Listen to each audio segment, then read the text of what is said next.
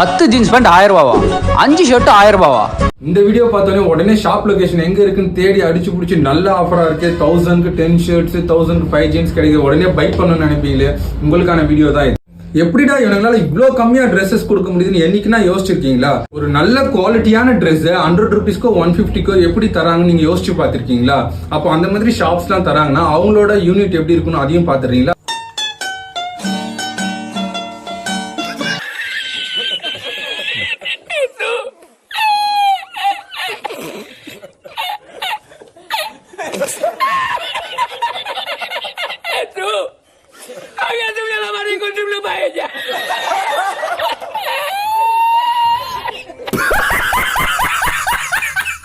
இந்த வீடியோல பார்த்த மாதிரி தான் இந்த கிளாத்ஸ் எல்லாமே ப்ரொடக்ஷன்ஸ் பண்றாங்க. இது எல்லாமே எங்க சோர்ஸ் பண்றாங்கன்னு பாத்தீங்கன்னா ஹாஸ்பிட்டல்ஸ், ரோட் சைடு, ஹோம், இந்த எல்லா இடத்துலயுமே இதை கலெக்ட் பண்ணி இதை ரீவாஷ் பண்ணி ரீபிராண்டிங் பண்ணி சின்ன சின்ன